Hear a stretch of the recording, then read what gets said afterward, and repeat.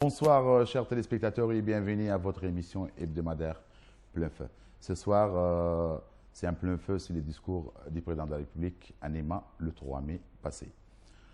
Donc, pour parler de ce sujet et pour pouvoir décortiquer un petit peu le discours du président de la République, M. Mohamed El-Aziz, j'ai invité pour vous M. Jedna Ouldeda, qui est directeur de publication de Moriweb. Bonsoir. M. Mokhtar Oulzaïn, qui est membre du bureau exécutif du Rassemblement des forces démocratiques RFD. Bonsoir. Bonsoir. Donc, il y avait, c'est prévu que M. Thiambokar, président de la commission politique du RJD, Rassemblement des jeunes démocrates, c'est prévu qu'il participe avec nous à ces débats pour un peu apporter de la contradiction, mais il s'est excusé à la dernière minute. Voilà, donc on va parler de quelques points du discours du président de la République. Donc la première chose, on va parler de l'annonce en fait du référendum constitutionnel qui est destiné à supprimer le Sénat, donc la Constitution. Vous avez, M. Jedna, bien sûr, comme tous les Mauritaniens, écouté le discours du président de la République. Par rapport à ce sujet, qu'est-ce que vous en pensez?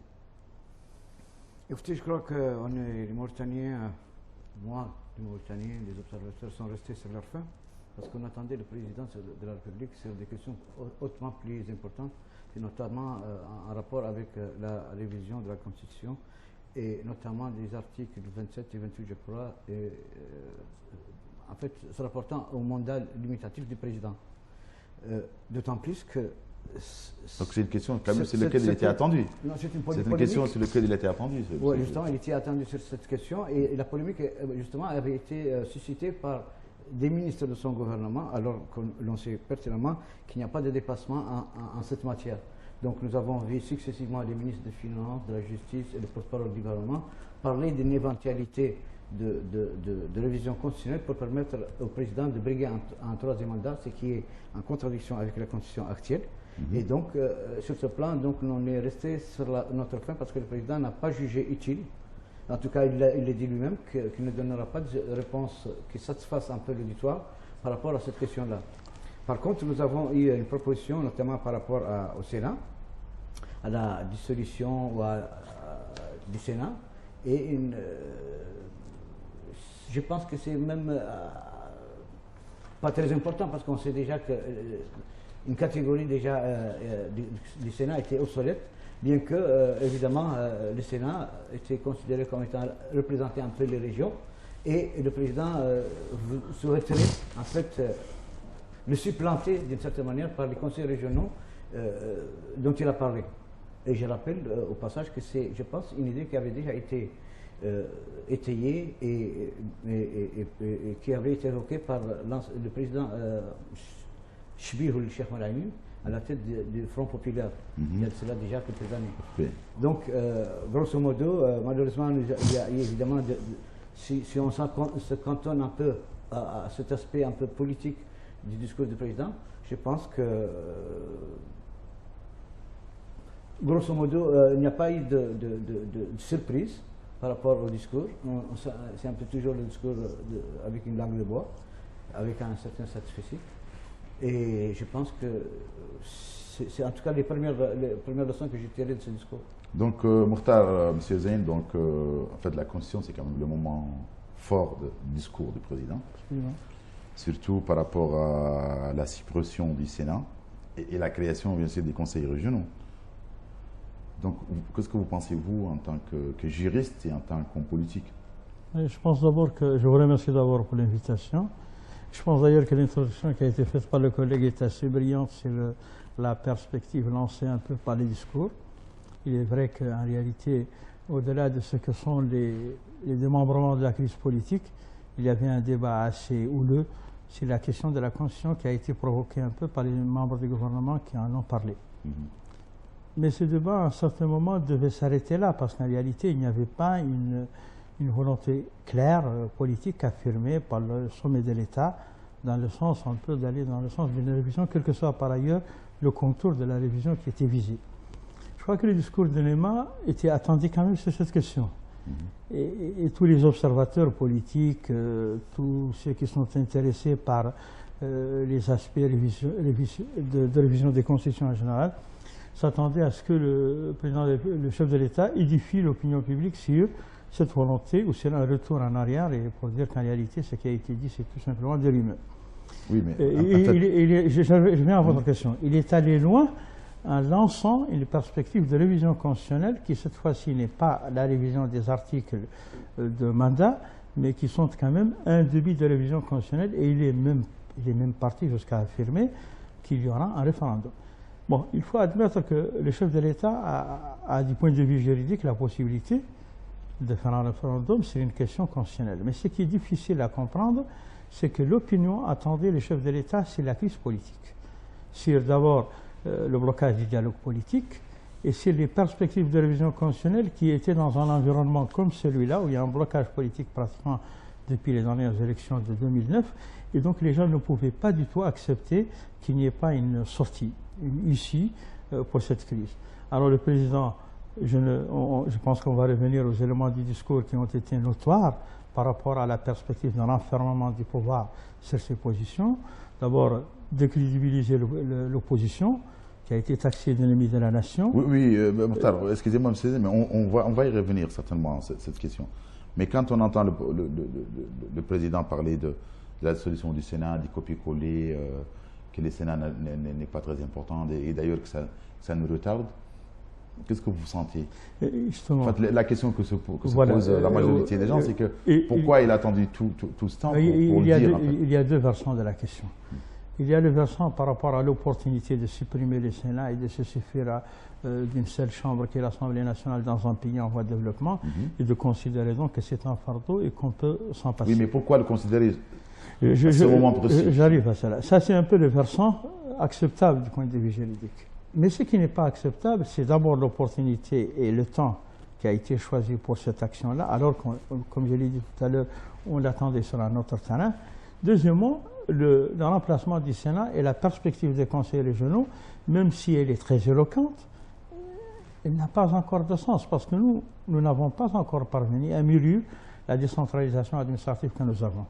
Et il faut aussi partir du fait qu'il y a un déséquilibre total du point de vue de développement au niveau des régions. Et donc, oser penser remplacer le Sénat par des conseils régionaux qui ne sont pas adaptés à une perspective économique équilibrée entre toutes les régions du pays, c'est une fuite en avant. Mais là où il y a un problème, c'est que tous ces problèmes, que ce soit la révision constitutionnelle partielle, que ce soit la perspective d'une révision en profondeur, devaient se faire dans un environnement politique paisible. Et cet environnement politique paisible n'existe pas. Nous sommes en crise. Les accords de Dakar n'ont pas été respectés. Depuis 2009, nous sommes dans un imbroglio politique, et les dernières élections présidentielles et parlementaires n'ont fait qu'enfoncer le clou. Donc, dans un environnement comme celui-là, le chef de l'État, devant une opinion qui vit une crise économique, qui sent la crise politique, qui a un blocage de dialogue, on l'attendait sur un autre terrain, pas sur celui d'une affirmation. Monsieur Jedna, donc en fait, quelle lecture faites-vous en fait du temps qu'il avait choisi en fait pour parler de ce copier-coller, pour parler de la nécessaire dissolution du Sénat, que le Sénat en fait est un fardeau et qui n'est pas très important. En fait, pourquoi ne pas l'avoir dit plus tôt, enfin, il y a quelques années? Bon, il y a d'abord le cadre dans lequel, en tout cas, les perspectives, comme je le disais tout à l'heure, qui s'offrent aux Mauritaniens par rapport en fait à la gestion du pays. Je pense que tous les Mauritaniens se sont inquiétés, se sont demandé, se sont posé des questions depuis que les ministres sont sortis, parce qu'on estimait en fait que Kahin Kahan, la Mauritanie, pouvait connaître une alternance politique pacifique au pouvoir, qui donc aurait permis au président actuel de sortir par la grande porte. Et donc c'est toujours le cas. Enfin, non, mais je veux dire, c'est ce que malheureusement, comme on le disait tout à l'heure, l'opinion publique n'a pas été édifiée. Et comme vous parlez en fait timing, quoi, du timing, et surtout de la proposition de dissoudre le Sénat pour laisser une seule chambre, en fait, parce que la création des conseils régionaux sont allés encore plus vite, parce qu'on déjà on commençait à raisonner un peu au schéma à la Poutine, où il n'y a pas véritablement le chef de l'État le président ne serait plus président, mais il serait Premier ministre et gouverneur du pays, alors qu'il y aurait un président fantoche. Mais tout ça signifie qu'il n'y a pas d'alternance politique. Que vous soyez oui, mais ce sont des idées, non, ils n'en sont pas là. Non, le président de la République ne l'a pas dit du tout. Pas du tout, parce que d'ailleurs le président a bien dit clairement que pour la réforme dont il parle, la révision ne concerne en fait que la dissolution du Sénat. Et donc, forcément, il dit aussi qu'il ne donne aucun avis aux Mauritaniens, c'est ce qu'il disait dans son discours. Je ne vous donnerai pas une réponse qui puisse satisfaire votre curiosité par rapport au mandat. Il y en a qui disent que c'est une façon de toucher la Constitution. Quand on touche la Constitution d'un côté, ça veut dire qu'on pourrait, pourquoi pas, ne pas la toucher d'un autre côté. Absolument. En fait, vous voyez, est-ce que cette lecture tient le coup? C'est ce que je disais. Malheureusement ou heureusement pour les Mauritaniens, parce que nous estimons que l'un des grands avantages du CMJD avant de quitter le pouvoir et la transition démocratique qu'il y a eu, c'est que nous pensons avoir une constitution où les mandats limitatifs du président sont acquis. C'est-à-dire qu'il sera très difficile, voire impossible, à moins que ce soit vraiment pour les déverrouiller de façon assez... C'est toujours le cas, c'est toujours le cas. C'est pour dire, c'est comme, en fait... Et n'oubliez pas que c'est au nom de la décentralisation, quand même. Non, ce n'est pas par hasard, c'est au nom de la centralisation qu'il faut supprimer le Sénat. Ça n'a rien à voir, je veux dire, une élection présidentielle n'a rien à voir avec les élections locales. Non, je parle de la suppression du Sénat. Oui.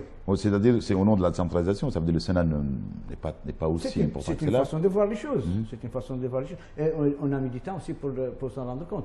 Je ne dis pas que il n'est jamais trop tard. Qu'il n'est pas farfelu et qu'il coûte peut-être beaucoup à l'État, mais pour autant, je pense que les conseils régionaux aussi, ce n'est pas des tic au tac qu'on va les installer. Absolument. Donc, forcément, il faut aller à l'école de l'apprentissage. Et je suppose, ce serait une bonne chose peut-être, que dans les régions, les gens élisent ceux qui doivent gérer un peu l'espace politique local. Mais c'est véritablement... C'est un peu ce que demandaient les FPC, enfin les flammes quoi. Les FPC, c'est à peu près la même chose. C'est à peu près la décentralisation.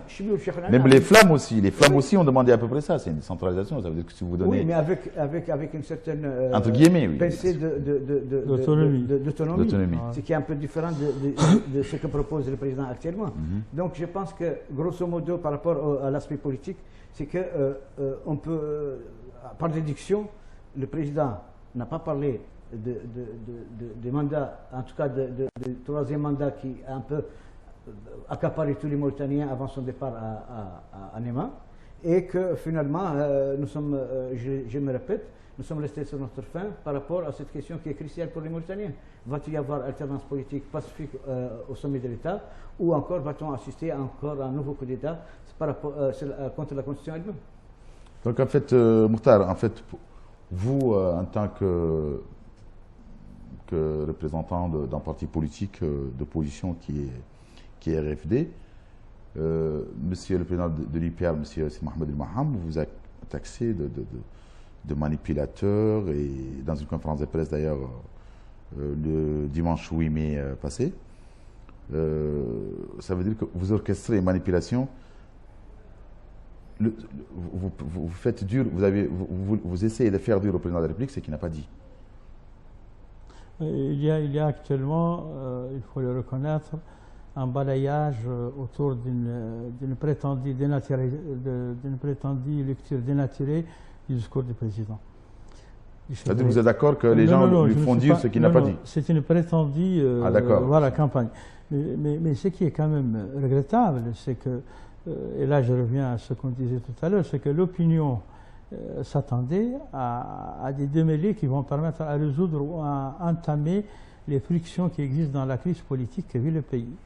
Et donc, si le président est allé au travers d'un discours qui était chargé de beaucoup de maladresse, d'imprécision et surtout d'insultes claires à l'égard de l'opposition qui a été taxée quand même, et c'est grave, d'ennemi de la nation. Vous ne pouvez pas pencher... Ça veut dire que c'est la première fois que le président de la République taxe l'opposition d'ennemi de la nation. Vous ne pouvez pas pencher dans un État démocratique pour un État de droit et vous taxer les partis constitutifs de l'opposition d'ennemis de la nation. Parce qu'en réalité, l'opposition, la majorité, les partis politiques sont des composantes essentielles de ce qu'on appelle le processus démocratique. Mais je reviens à une question encore plus importante que ça, c'est cette question de mixité entre les révisions prétendues et la crise politique. C'est ce que les gens ne veulent pas discuter. En réalité, le président de la République était attendu, comme l'a dit le collègue, c'est une question pertinente, à savoir, est-ce que cette révision prétendue annoncée par le ministre est vraie ou pas? Et est-ce qu'en réalité, il y a ici à la crise politique dans laquelle le pays sévit, doublée d'une crise économique très grave? Alors, au lieu de nous attendre à des sorties, des prétendus dialogues constructifs et objectifs et surtout participatifs, le président a passé le temps à insulter l'opposition et à fermer la porte au dialogue en disant qu'il va décréter un dialogue dans quelques semaines. Et il a ouvert un peu la perspective constitutionnelle en disant « moi je ferai des révisions partielles ». Et comme l'a dit Ahmed tout à l'heure, l'opposition aujourd'hui est en garde contre les perspectives de révision partielle parce qu'on ne sait pas si ces révisions vont nous mener à autre chose. Et d'ailleurs, le président de l'IPR, dans sa conférence de presse, a dit « nous allons défendre les révisions envisagées par le président de la République, mais nous allons y agiter d'autres perspectives de révision ».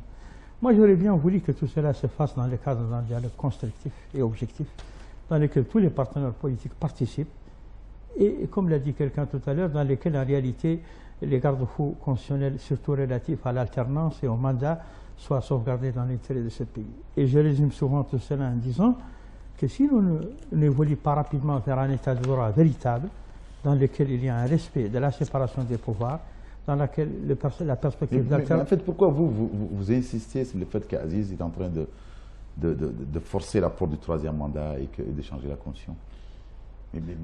D'abord, je te rappelle d'abord que... Vous vous basez sur quoi, en fait? Non, mais nous, on ne veut, justement, là où les gens ne se retrouvent pas, c'est que la question n'est pas la question seulement de la révision constitutionnelle ou de la perspective actuelle. La question est la question de la crise que connaît le pays depuis les accords de Dakar. Aziz est venu en 2008 avec un coup d'État, il a interrompu un processus démocratique. Et il a accepté de discuter à Dakar sur un certain nombre de paramètres qui vont nous permettre d'édifier un état de droit. Après les élections, tout a été fermé et donc la crise politique a continué depuis ce jour-là. Donc les perspectives constitutionnelles, les perspectives de mandat ne font qu'amplifier la situation d'une crise politique qui est redoublée. Et il n'y a pas de fluidité dans le processus démocratique tant que cette crise n'existe pas. D'ailleurs, ce qui est illustratif à l'égard de cette situation, c'est qu'en réalité, l'opération même de vote, l'opération électorale, qu'elle soit parlementaire, municipale ou présidentielle, est une opération qui désintéresse les Mauritaniens. Parce que véritablement, en arrière-fond, il y a une crise politique. Et d'ailleurs, si le président appelle au dialogue, c'est qu'il sent qu'en réalité, ce dialogue est nécessaire. Faut-il appeler à un dialogue global, un dialogue d'ensemble pour la sortie vers un état de droit, ou faut-il appeler à un dialogue partiel qui ne fait que perdurer la crise politique? En fait, on va passer à un autre sujet qui est quand même assez répété en parlant du discours du président de la République. Aujourd'hui, le Saleh Ould-Hanne, qui est président des FNDI, a déclaré que Mohamed El Abdelaziz, président de la République, a accusé une très grande frange de la population mauritanienne, probablement la plus importante et la plus démunie aussi, de se livrer, entre parenthèses, à la procréation sans aucune responsabilité. En fait, Hanane s'exprimait au cours d'une conférence de presse du Forum à Nouakchott. Il fait allusion aux propos controversés du président Mohamed El Abdelaziz, c'est les Haratiens descendants d'esclaves. Qu'est-ce que vous en pensez, vous? Est-ce que vous avez entendu ce que dit oui, on a entendu ça. Comment vous l'avez compris? On a entendu ça, mais je pense que c'est la formulation du président qui prête à confusion. Parce qu'il en ressort presque une stigmatisation d'une communauté par rapport à d'autres, alors que les Mauritaniens ont marché le 29 avril.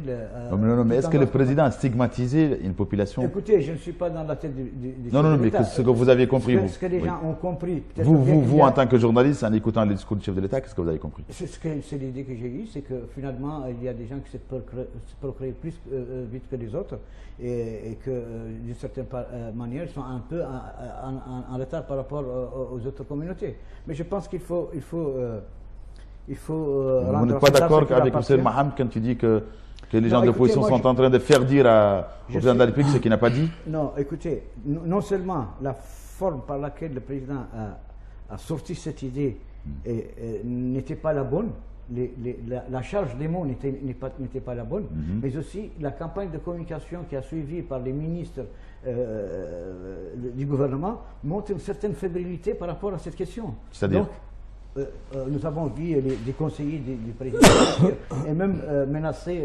de mettre les clés de Tawassul pour avoir récupéré cette histoire sur le paillasson. Donc je pense qu'on a voulu faire un procès à Tawassul par rapport à des déclarations qui avaient été mal comprises. Mal comprises, pourquoi? Parce que d'abord par rapport aux victimes elles-mêmes. Parce que nous avons encore un complexe par rapport à cette question.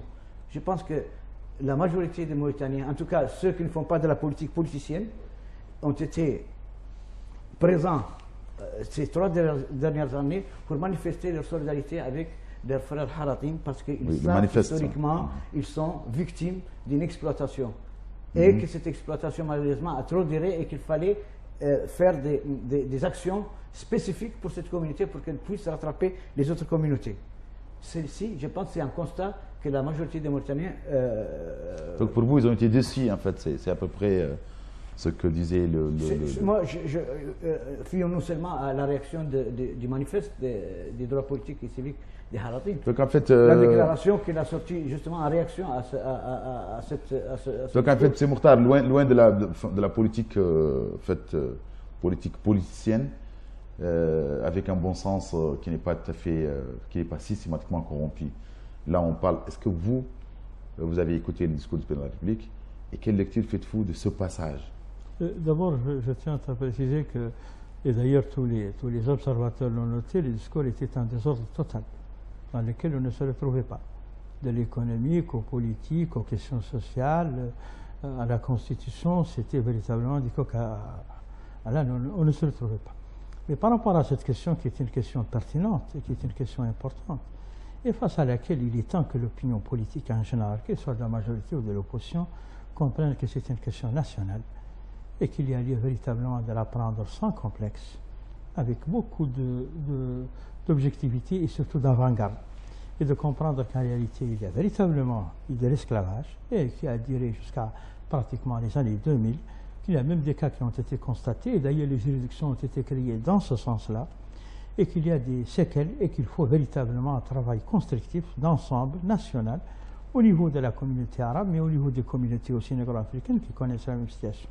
Maintenant, par rapport à ce qui a été dit par... C'est par rapport à la question de l'esclavage, parce qu'on va parler de la question de l'esclavage. Par rapport à ce qui a été dit par le président de la République, justement. Le président voulait s'exprimer dans la perspective des limitations de naissance. Mais il a été tellement maladroit au point où il a indexé et stigmatisé particulièrement cette frange de la société importante et qui d'ailleurs n'est pas complexée par son statut social ou social. C'est quand même pas un discours laconique ni raciste, comme beaucoup veulent faire passer. Il y a quand même du point de vue d'un chef de l'État responsable qui d'ailleurs prétend gérer cette question avec beaucoup d'efficacité et d'avant-garde, beaucoup de précautions à prendre par rapport à cela. D'autre part, une fois la balle lancée, l'heure faite, faut-il ne pas... Il a fait une différence nette. Il a fait une différence entre l'esclavage et les enfants. Oui, d'accord. Mais c'est pas parce qu'on a beaucoup d'enfants et qu'on n'arrive pas à les nourrir qu'on se cache systématiquement derrière le fait qu'on est esclave. J'arrive à l'après-coup. C'est quand même pas raciste. J'arrive à l'après-coup et c'est là où la majorité véritablement a mal indexé l'opposition. L'après-coup, c'est qu'il fallait s'excuser. Il fallait tout simplement remettre les choses. Pourquoi s'excuser? S'excuser parce qu'en réalité, cette frange a subi historiquement énormément de maladresse. Mais il a très bien noté, il a très bien dit, écoutez, il a très bien expliqué d'ailleurs, il a même donné des exemples. Non, moi je pense qu'il n'est pas mauvais pour le président de l'UPR ou pour les intellectuels de l'UPR qui depuis une semaine nous haranguent en disant qu'on dénature les discours.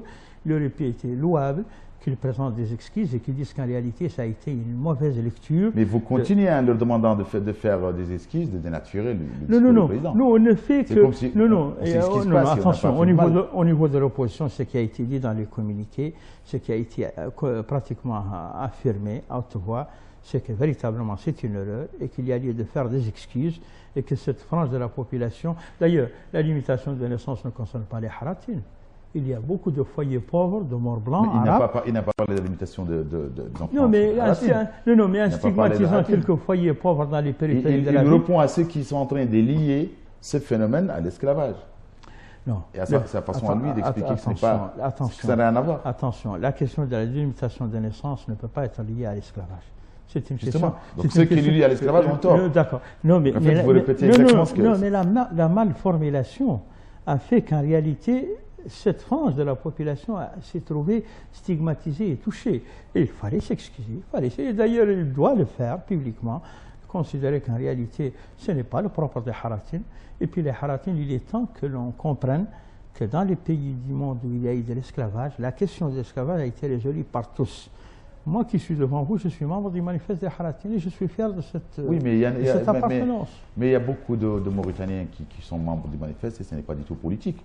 Non, ce n'est pas politique. C'est une revendication sociale et politique à la fois. Elle est sociale d'abord. Ceux qui veulent la politiser, ils sont... Non, il faut pas... Monsieur le Président a parlé à ceux qui veulent politiser le manifeste. Mais attention, elle est politique et sociale. Elle n'est pas du tout politique, c'est un problème social. Non, mais le problème social... D'injustice sociale criante. Mais attention, Ahmed. Et beaucoup de... D'accord.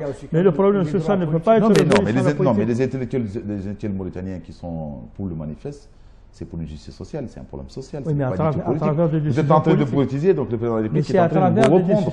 C'est à travers des décisions politiques de grandeur qu'en réalité, on va dépasser tout ça. D'ailleurs, il y a beaucoup de choses qui ont été faites, mais il y a lieu surtout de décomplexer cette question et de considérer qu'en réalité, la prendre en charge, c'est le point positif. Mais vous ne pensez pas que le fait de faire dire au président de la République qu'il a dit les Haratines sont trop nombreux et ont trop d'enfants, ben, il ne l'a pas dit. Excusez-moi, mais ce n'est pas ce qu'il a dit.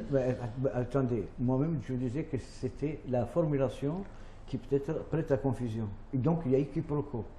Est-ce que c'est la responsabilité de ces adversaires politiques de trouver que le président fasse des déclarations qui sont mal comprises par les Mauritaniens, par ceux qui sont de l'écouter? Je pense que le fait de... ce n'est même pas... Je ne sais pas si... Ils ont été, en fait, les gens de l'IPR, en général, sont obligés de... l'opposition qui a mal compris ou... de lancer une campagne d'explication. Ils sont en train de lancer une campagne d'explication et de sensibilisation. Justement. Et donc, il faut admettre qu'il y a eu à un certain moment, et c'est pourquoi on cherche à corriger le tir. Non, parce que nous sommes en train de dénaturer les paroles du président de la République. Non, écoutez... Et ça marche. Ça marche, excusez-moi, mais ça a marché quand même. Moi, je pense que si c'est un cadeau que le président a voulu donner de façon un peu maladroite à son opposition, il n'a qu'à s'apprendre à lui-même. Si par contre, et c'est ce que je pense, que la majorité des Mauritaniens ont mal compris la forme avec laquelle le président a voulu traiter certaines questions, il appartient au parti, à son parti, à lui-même mais c'est ce qu'ils sont en train de faire. Et nombreux sont ceux qui pensent qu'il était en train de parler à ceux qui touchent la cohabitation communautaire. Oui, mais écoutez, parce que c'est quand même très dangereux pour nous. Cette histoire, c'est une histoire qui mine ce pays. Et c'est un secret de polichinelle. Je vous renvoie au dernier rapport du rapporteur des Nations Unies. On va parler un petit peu, mais en fait... M. Altsson qui vient de partir de Nouakchott aujourd'hui. Mais bien sûr. Mais il a été... peut être induit en erreur, comme tout le monde. Non, mais attendez, mais c'est quand même ceux qui parlent aujourd'hui... une question très sérieuse. Oui, mais l'opposition, excusez-moi, mais l'opposition qui parle aujourd'hui du discours du président de la République, en disant qu'il n'a épargné ni les Haratines, ni les femmes, ni les hommes politiques, ni l'opposition démocratique, tout le monde, c'est quand même pas ce qu'il a dit, monsieur le président. Mais il faut quand même savoir. Bon, écoutez, moi, je ne peux pas être à la place de l'opposition, mais je sais qu'on a traité l'opposition aussi d'ennemi du pays, de la nation. Je pense que c'est de bonnes guerres entre acteurs politiques, en fait, de vouloir un peu ternir l'image. Nous, en tant que journalistes, on pense que c'est une bonne guerre. Moi, je ne fais pas de la politique. Donc, je pense qu'il appartenait au président de la République de placer des mots à leur place pour qu'il n'y ait pas de quiproquo. Ceci étant aujourd'hui, je pense aussi que, comme le disait tout à l'heure par rapport à l'opposition, je pense qu'un schéma démocratique, un état de droit, où les gens ont leur crédibilité par rapport aux élections, ne peuvent pas jeter l'opprobre sur l'opposition qui est prévu par les institutions et qui est prévu dans un schéma démocratique. Simplement. Donc en fait, qu'est-ce que vous pensez de ceux qui, le président de la République a déclaré qu'il n'y a pas d'esclavage en Mauritanie? En fait, on entend souvent cette affirmation venant du président de la République à Néma, il n'y a pas d'esclavage en Mauritanie. Qu'est-ce que vous en pensez, vous, en tant que journaliste intellectuel du pays? Est-ce que vous pensez, est-ce que vous pouvez regarder les téléspectateurs dans les yeux et leur dire oui, l'esclavage existe encore en Mauritanie? Et je le dis, les yeux dans les yeux, l'esclavage existe. Parce qu'il y a des organisations indépendantes qui font le terrain et qui n'ont pas d'ambition politique et qui découvrent tous les jours qu'il y a des cas d'esclavage. Vous ne pensez pas que nous sommes en train de politiser cette question? Laissez-moi m'expliquer. Peut-être que ce n'est plus dans l'ampleur qu'il y avait il y a des sûr. décennies. Mais aujourd'hui, on continue. Mais vous savez très bien qu'il est très difficile. Il a été très difficile. Je le connais que l'État a fait beaucoup de choses pour qu'il y ait émancipation de cette couche. Mais je reconnais aussi qu'il y a des blocages psychologiques. Il y a quand même un combat juridique très fort. Oui, et que même, par moment, les juridictions n'acceptaient pas de connaître de ces affaires parce qu'il y avait des considérations sociales. Non, ultra juridiques. C'est-à-dire, on touche à l'organisation tribale, à l'organisation sociale, et ce n'est pas tout le premier juge qui a le courage de le faire. Et donc, parfois, nous avons eu des cas qui sont dénoncés par des organisations qui travaillent sur le terrain. Tant qu'il y a un seul esclave... Et que l'État a renié, alors que c'est des cas avérés. Donc, oui, je suis d'accord que tant qu'il y a un esclave sous une tente mort ou une case négro-africaine, il faut le combattre, l'esclavage. Tant qu'il y a un seul esclave combattre. Mais ma question, c'est que est-ce qu'il y a vraiment des gens qui politisent cette question de l'esclavage? Il y a de tout. Il y a de tout. Il y a certains qui politisent, mais il y a d'autres qui sont obnubilés par l'émancipation d'une couche qui a été longtemps exploitée. Et il y a des gens qui... il y a de tout. Comme il y a des gens qui le renient, qui disent qu'il n'y en a pas. Donc, évitons l'amalgame, évitons d'être complexés par rapport à cette question. L'esclavage a bien existé en Mauritanie sous toutes ses formes. Aujourd'hui, Dieu merci, ça a pris du recul, mais ça ne veut pas dire pour autant qu'on a tout arrangé. Donc, Mourtar, là, je vous propose la même question parce qu'en fait, il n'y a pas d'esclavage en Mauritanie, comme dit M. le Président de la République.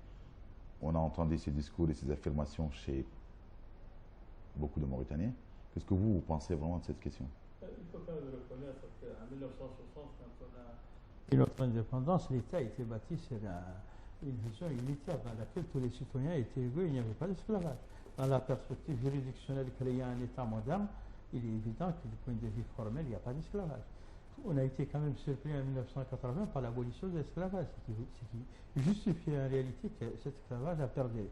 Maintenant, par rapport à la question, et comme l'a dit le collègue d'un point de vue purement intellectuel et scientifique, il faut quand même reconnaître que l'esclavage existe en Mauritanie. Il a existé d'abord, mais l'ampleur véritablement a diminué, parce qu'il y a eu quand même émancipation, éducation, évolution institutionnelle, il faut le reconnaître, mais en réalité, il y a toujours des pratiques d'esclavage. Et d'ailleurs, les organisations indépendantes qui en découvrent aujourd'hui contribuent justement à l'éradication totale de cet esclavage.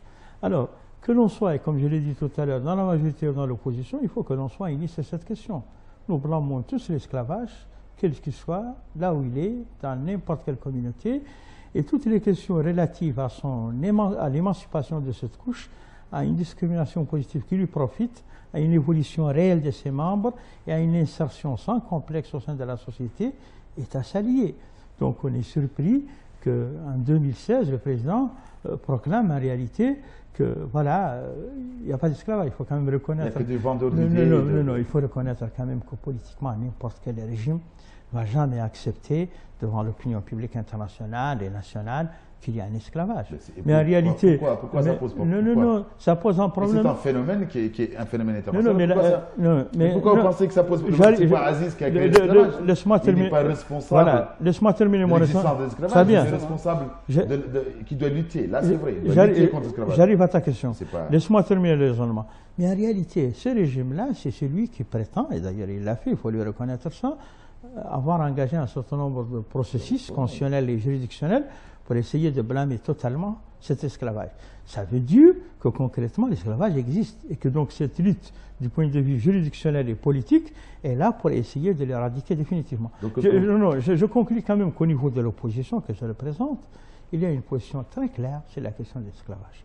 Nous considérons d'abord que l'esclavage a existé en Mauritanie et qu'il y a toujours des pratiques d'esclavage, mais qu'elles sont isolées. Des poches d'esclavage. Oui, et nous considérons aussi que cette question doit être décomplexée et que c'est dans une perspective de ramification et de renforcement de l'unité nationale qu'elle doit être résolue. Et il faut qu'elle soit résolue par tous les Mauritaniens parce que c'est une question qui est liée intimement à l'état de droit. On ne peut pas avoir un état de droit dans lequel il y a des citoyens de seconde zone. Donc en fait, le président de la République et beaucoup d'autres Mauritaniens pensent qu'il y a des gens souvent, qui prennent ce problème de l'esclavage comme étant un cheval de bataille et qui se cachent derrière d'autres idées pour pouvoir vendre cette idée. Ils sont peu nombreux, ils sont peu nombreux. En réalité, moi je pense que s'il y a des cas, ils sont des cas isolés. Je pense que ceux qui aujourd'hui proclament cette question la proclament avec dignité et respect, et que leur objectif c'est véritablement de contribuer à son éradication. Et d'ailleurs, j'aurais voulu que l'État encourage justement toutes ces institutions, ces structures indépendantes qui vont dans ce sens. Ça va dans le sens de mais si c'est pour politiser une question, non, c'est pas pour la politique. C'est même plus dangereux. C'est des revendications. Quand on veut lutter pour pouvoir éradiquer l'esclavage, c'est pas la peine de vendre ses idées. Parce que je ne reviendrai pas à ce qui est un peu le contour de la majorité en termes de clientélisme politique. Au-delà même de la question de l'esclavage, tout ce qui tourne autour de la majorité, ce sont des gens qui ne cherchent que des résultats immédiats. Et donc, cette question va être confondue dans ce clientélisme politique qui se vit depuis longtemps. Et d'ailleurs, je précise que c'est depuis les régimes exceptionnels de 1978 à nos jours que véritablement ce clientélisme politique a utilisé le népotisme, le tribalisme, a utilisé ses revendications sociales à des fins véritablement maladroits, et c'est celui qui continue à confondre aux yeux de la majorité et des régimes la revendication politique et sociale conséquente avec une revendication intéressée. Donc, oui, allez-y. Ce qu'on peut regretter, c'est que, comme tu disais tout à l'heure, ni Aziz, ni un autre chef d'État n'est responsable de l'état de fait. Oui, c'est un phénomène. C'est un phénomène. Voilà. Donc, mais c'est s'inscrire dans la dénégation qui crée un peu cette zizanie. Parce qu'il appartient à l'État. C'est là où je pose la question.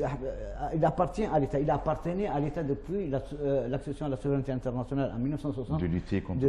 Justement, de prendre à bras le corps ce phénomène pour pouvoir vivre en 2016 dans l'osmose sociale. Oui. Ça n'a pas été le cas. Il y a eu des entames. Et je pense aussi, j'ai dit que la responsabilité de l'État, je pense aussi à la responsabilité des hommes de religion qui, depuis 1960 à 1980, c'était le vide légal sur cette question. Il a fallu peut-être l'ordonnance 8327 sur le domaine foncier pour que le régime de l'époque, la réforme agraire, le régime de l'époque parle justement de ce phénomène comme étant un phénomène sociétal. En tout cas, la perception était telle qu'on le prenait pour un phénomène sociétal depuis les années 80. Aujourd'hui, s'il y a un cas d'esclavage, ce n'est pas Aziz qui en est responsable. Mais il y a des juridictions qui doivent connaître, qui doivent sanctionner ceux encore qui perpétuent cette pratique qui est illégale et qui a été criminalisée par la loi. Pourquoi la négation? Pourquoi la négation? Je ne sais pas. Je pense que... C'est ça la question. C'est parce que ça donne une très mauvaise image. Que... Non, je comprends, le président. Ça donne une très mauvaise image à l'extérieur. Le fait de combattre un fléau, non. Non, le fait de combattre un fléau ne donne pas une mauvaise image. Non, il est en train de le combattre juridiquement. Non, le fait d'avoir en 2016 des esclaves au sens traditionnel abjects. Mais c'est contre la loi. C'est contre la loi. C'est très récent. Donc, tu ne peux pas dire que dans les quatre coins de la Mauritanie, on ne peut plus rencontrer un cas d'esclavage. Donc, je crois que vous avez répondu à peu près à ce... Là, on va parler dans le discours du président de la République, il a parlé de l'accueil, du prochain accueil du sommet de la Ligue arabe. Est-ce que vous pensez qu'on sont prêts? Est-ce que la Mauritanie est prête à accueillir ce sommet, vous en tant que journaliste? Écoutez, avec le branle-bas qu'il y a à Nouakchott aujourd'hui, avec le soutien financier conséquent de l'Arabie Saoudite. Pourquoi vous dites, vous avez des preuves que c'est un... Écoutez, on entend les gens dire que c'est le soutien de l'Arabie Saoudite, mais bon. Non, mais nous savons... Ça n'a pas été rendu public quand même. On ne rend pas tout public. C'est peut-être regrettable. S'il y avait tout ces publics, il n'y aurait plus de secret. Donc on serait encore plus à l'aise. Il n'y aurait plus de supputation. Mais je dis parce que nous avons intimement la conviction que les Saoudiens ont mis la main à la poche pour permettre en fait à la Mauritanie d'organiser le président a déclaré que nous les accueillerons même sous des tentes. Oui, même sous des tentes. Mais c'est une bonne chose. Je pense que je pense par contre que c'est vraiment osé. Je ne pense pas que 22 chefs d'État arabes soient là à un même moment à Nouakchott. Même l'infrastructure hôtelière ne s'y prête pas. Et je pense que les représentations, non. Imaginez une délégation royale avec un roi, avec ses ministres, avec sa mesnie, comme on dit. Il y a très peu Vous de pensez hôtels à Nouakchott pourraient... vous pensez que le côté sécurité peut poser problème? Bon, pour le côté sécuritaire, je pense que les autorités prendront les mesures adéquates pour la circonstance. Est-ce qu'ils en ont les moyens? La question, c'est que... Les moyens, ils en ont, parce que de toute façon, jusqu'à récemment, nous n'avons pas eu justement à partir de ces questions-là. Et c'est peut-être l'avantage d'ailleurs des régimes liés avec lesquels regardent les Occidentaux le régime actuel. Parce que plus il assure la sécurité contre justement le terrorisme, plus il est bien vu, en dépit de tout ce qui se parce qu'on va en parler tout à l'heure du terrorisme. Donc en fait, M. Mourtar, est-ce que nous sommes prêts à accueillir ce sommet? Avant de parler quand même de l'état de notre préparation, il y a lieu quand même de préciser qu'il est tout à fait louable que la Mauritanie organise des sommets de ce genre.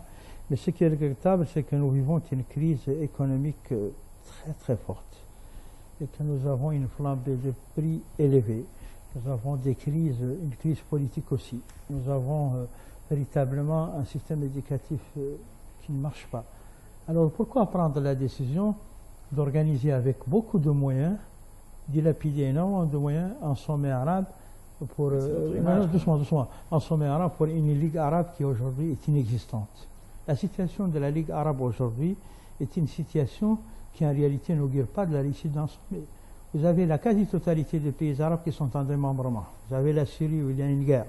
Vous avez le Yémen où il y a une guerre. Vous avez la Libye où il y a une guerre. Vous avez le Liban où il y a une instabilité politique.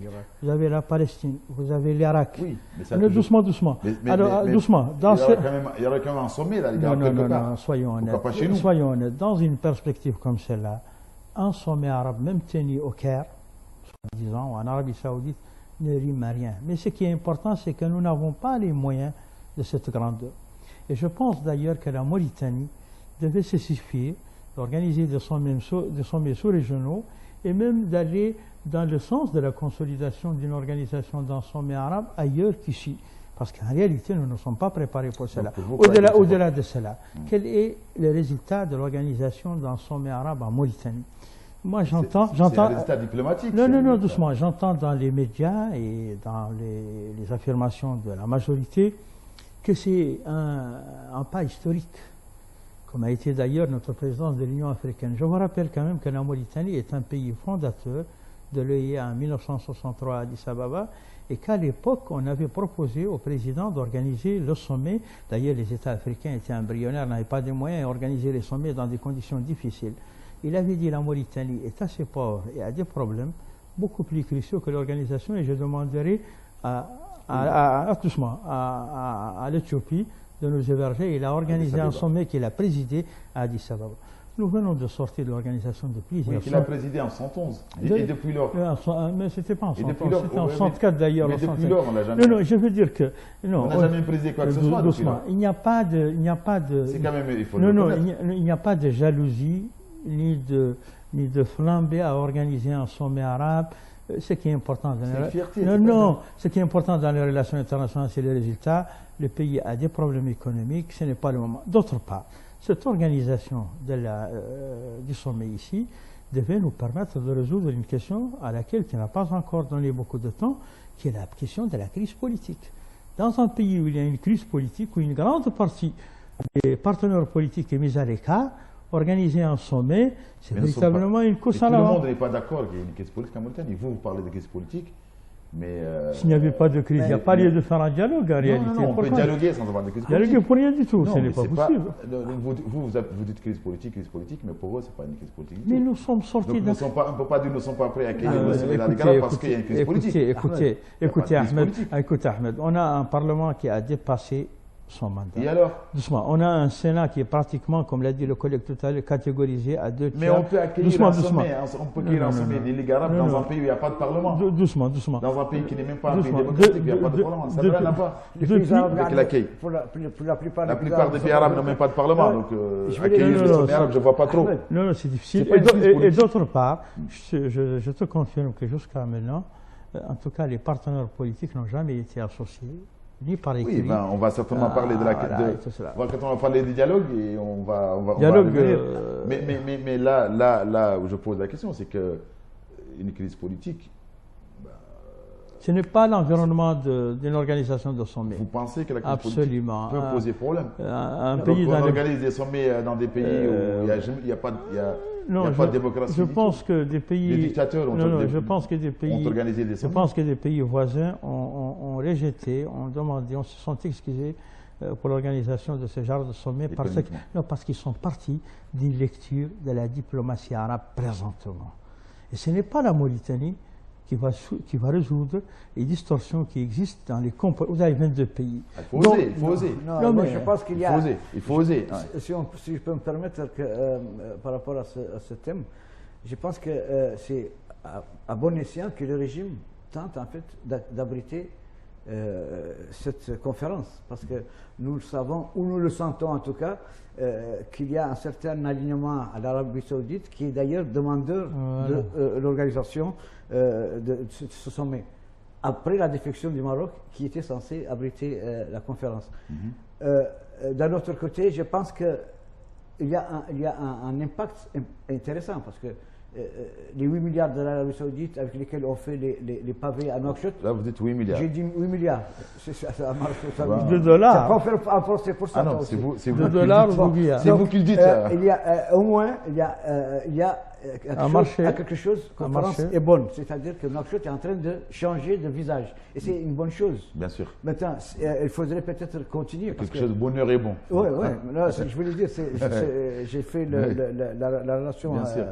Parce qu'on a l'impression que Nouakchott est en train de changer de visage, quoi. De visage, carrément. Nous avons des trottoirs qui sont bien faits, nous avons des routes qui bien faits en attendant leur finition. Il ne faut pas être aussi. Bon, les artères ont été élargies, ça veut dire que quelque part nous avons mis l'argent pour cette grande manifestation. Seulement, je pense personnellement que c'est le plan de l'infrastructure d'accueil des délégations que nous sommes en dessous des normes. Du strict minimum. On va faire avec ce qu'on a. Enfin, la plus belle femme du monde, on peut donner ce qu'elle a. Personne ne dit qu'il ne faut pas accueillir des autres ici. C'est une bonne chose pour le pays et je pense que c'est... Donc en fait, là on va revenir à nos sujets parce que dans son discours, le président de la République a parlé soi-disant de l'accord avec Al-Qaïda. Il a dit que la Mauritanie n'a jamais signé un accord avec Al-Qaïda. Oui, c'est le président qui l'a dit. Nous avons aussi les déclarations de l'ancien numéro 2 d'Al-Qaïda qui le disait. C'est connu. Bon, maintenant, par rapport à ces questions-là, je pense que le dernier attentat qui est survenu en Mauritanie remonte déjà à 2012 ou 2013. Donc, quelque part aussi, par rapport au dire des gens d'Al-Qaïda. Oui, des gens d'Al-Qaïda, qu'il y avait un contrat tacite avec les autorités. Il y a quand même Anguille sous roche. Toujours est-il que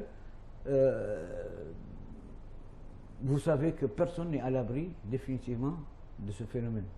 Parce que nous avons évidemment les grandes puissances. Et nous avons aussi. Il faut dire que le Qaïda a très bien bossé par rapport à ceci. Non, par rapport. Il y a des forces d'intelligence, il y a la coopération. Il y a les G5.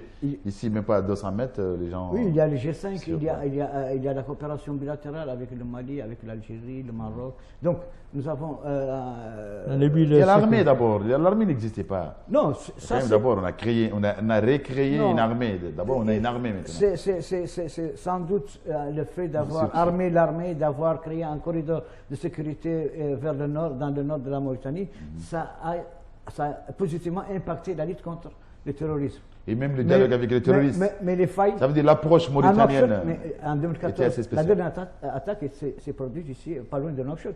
En fait, elle n'a pas eu lieu parce que les gens ont été. L'armée a anticipé. En fait, oui, parce qu'il y a une armée. La connexion. Il y a une armée. Donc, finalement, on n'est jamais à l'abri à 100%. Bien sûr, bon. Même les Américains, les Français, les Belges ne sont pas à l'abri. Il faut rendre à César ce qui lui appartient. Les autorités ont déployé des moyens pour circonscrire, en tout cas, atténuer l'impact de la menace terroriste. Et ce n'est pas du tout, donc, ce n'est pas du tout un accord avec Al-Qaïda qui... Non, ça c'est les autorités qui le disent. Donc qu'est-ce que vous pensez, vous aussi? Il y a un problème qui se pose. Il y a accord ou pas accord? En tout cas, ce n'est pas l'opposition qui a signé un accord avec Al-Qaïda. C'est pas non plus le président. Donc il faut trouver quand même un signateur. Parce qu'il n'y a pas eu d'accord. Non. En tout cas, il y a une logique. Signateur, c'est l'accord. Écoutez, non, cette question a été abordée dans les médias. On a beaucoup discuté de cela. Non, mais le président de la République a parlé de cette question. Il y a deux approches par rapport à cette question. La première approche, c'est qu'en réalité, l'accalmie que Al-Qaïda fait en Mauritanie pose des questions. Je ne sais pas pourquoi. Est-ce que c'est les forces sécuritaires seulement ou est-ce qu'il y a autre chose? En tout cas, ce qui est sûr, c'est que l'opposition n'a pas signé de convention d'accord avec Al-Qaïda. Il y a donc beaucoup de supputations. C'est un travail de renseignement, des militaires, il y a des supputations, c'est la question. Il y a le dialogue avec les terroristes, ça n'a jamais été fait. D'accord, par rapport à la question sécuritaire, il faut que l'on soit très clair. En tout cas, au niveau de l'opposition, ce qu'on aime, c'est que la sauvegarde du territoire national soit véritablement maintenue et garantie. Et il y a lieu de comprendre que la perspective sécuritaire aujourd'hui n'est plus une perspective nationale, elle est régionale. Et donc, si en réalité il y a un effort positif qui est fait, il est fait dans le cadre d'une globalisation de la lutte contre le terrorisme, particulièrement dans le Sahel et au Maghreb. Donc, nous ne faisons que partie d'une orientation régionale pour combattre ces dépassements terroristes qui en réalité déstabilisent des pays. Le Mali a été... Mais n'oubliez pas, M. Mokhtar, qu'il a parlé dans ce discours de son refus de se plier à la volonté de la France dans cette question. Cette question par rapport à la France a été posée dans le cadre d'une stigmatisation aussi de l'opposition, parce qu'il a même dit que si l'opposition rencontre des ambassadeurs ou voit des chancelleries occidentales, cela ne change rien. Alors que nous, la question qui se pose au niveau de l'opposition, ce ne sont pas les questions diplomatiques ou les questions par rapport à nos rapports avec la France, c'est d'abord la crise politique et la nécessité d'entamer un dialogue objectif et positif. Tant qu'on n'est pas dans ce processus-là, les autres questions sont en suspens. Par rapport à cette question aussi, je pense qu'il faut savoir raison garder, parce que de toute façon, la Mauritanie collabore pleinement avec les forces Barkhane, même si parfois la Mauritanie prépare... Oui, mais il a quand même refusé de se plier à la volonté de la France d'aller en guerre avec la France au nord du Mali. Non, c'est ce qu'on avait à l'époque appelé la guerre par procuration. Ce que d'autres ont appelé la guerre par procuration. Non, je parle des médias mauritaniens. Oui, parce que nous, on n'a pas été à la guerre. Il va sans dire que la Mauritanie ne peut pas être isolée de son environnement. Que ce soit, je ne pense pas aussi que la Mauritanie puisse à elle seule vaincre le terrorisme sous-régional. Je pense qu'il y a un esprit à la coopération dans l'espace sous-régional qui fait que les taux se resserrent de plus en plus sur les organisations terroristes. Mais pour autant, et c'est ce que peut-être les Occidentaux ne comprennent pas, c'est que le terrorisme est très souvent le fruit d'instabilité politique dans les pays où très souvent. Oui. Très souvent. Quand je parle d'instabilité politique, ça peut aussi être de la promiscuité économique. Parce que les gens qui quittent la Mauritanie pour aller prendre des armes, c'est parce qu'ils ont été embrigadés. Donc, en fait, pensez-vous que dans le discours du président de la République, il a défendu, à sa façon les déclarations de ses ministres en disant qu'elles sont normales et que celles de l'opposition. J'espère tout simplement que ce ne soit pas un ballon d'essai. C'est-à-dire qu'on est autorisé des ministres à franchir le Rubicon, parce que la Mauritanie est très fragile et que, quoi qu'on dise... Ils n'ont pas été poussés par l'opposition, en fait. C'était pas... Qui ça? C'est-à-dire les déclarations des ministres... Non, c'est spontanément venu d'abord des ministres des Finances. Il faut appeler un chat un chat. Spontanément, c'est venu à l'Assemblée nationale par le ministre des Finances. Ensuite, il y a eu un relais du ministre de la Justice. Et pour encore enfoncer le clou davantage, le porte-parole du gouvernement en a parlé. Donc, forcément, ce n'est pas fortuit, comme on le voit aujourd'hui avec les tentatives de préparer peut-être l'opinion à... Non, il y a des parlementaires quand même de l'opposition qui ont enfoncé le clou et qui... Non, mais ils ont demandé, si vous voulez faire allusion aux députés, ils ont demandé au ministre des Finances de se rétracter par rapport à cette éventualité de dire 3 mandats ou 4 mandats ou 5 mandats. Mais c'est une façon de parler. Ce n'est pas une façon de parler. C'était pas assez grave. Je pense que ce n'est pas innocent, personnellement. Et je pense que le fait que ce soit répétitif aussi... Dans le discours du président, c'est quand même un capitaine qui défend son équipe. Dans le meilleur des cas, c'est pour provoquer, en fait, l'opposition, provoquer peut-être et faire oblitérer un peu la situation économique. C'est une réponse à la provocation de l'opposition. Le président de la République a bien expliqué que c'est une réponse à la provocation des parlementaires. Sur quel plan? Provocation, ça veut dire que les ministres ont parlé en réponse à une provocation des parlementaires de l'opposition. Et donc c'est un capitaine qui défend son équipe. Quand le ministre de la Justice, censé être le garde des Sceaux dans ce pays, parle de de sa conviction personnelle en tant que membre du gouvernement, oui, mais il a été provoqué. qu'il faille violer la Constitution pour permettre au président d'avoir un troisième mandat et qu'il se refuse, dans des termes que je ne pourrais pas répéter sur ce plateau, de refuser à l'opposition de s'excuser pour ses propos, je pense que ce n'est pas un jeu d'enfant. Oui, mais non, mais il a été provoqué. Il a été provoqué. Provoqué par qui? Ben, par ses parlementaires. Ils ont répondu quand même. Donc en fait, qu'est-ce que vous en pensez de cette question? Parce qu'on a 2-3 minutes pour parler de dialogue, malheureusement. Très bien, rapidement. Moi, je voudrais dire que je suis convaincu du fait qu'aucun ministre de ce gouvernement ne va s'exprimer sans instruction présidentielle. Enfin. Il ne peut pas du tout prendre la décision. Et d'ailleurs, c'est pas une décision. Le fait que le fait que le président, non, les régimes on le connaît, c'est un régime d'exception dans lequel les décisions ne peuvent pas se. Vous n'avez pas la latitude de ministre de justice. Quand M. Abdoulaye Ahmed Damou dit que s'il était à la place du président de la République, il aurait interdit le vote, vous pensez que c'est c'est une instruction. C'est une instruction. Non, il dit non. Non. Vous savez, c'est une instruction de l'État de je m'excuse. Je respecte beaucoup Abdoulaye, mais il ne peut pas. Je respecte beaucoup Abdoulaye, mais je suis sûr qu'il ne peut pas le faire sans instruction. Mais je vais revenir à une idée très simple.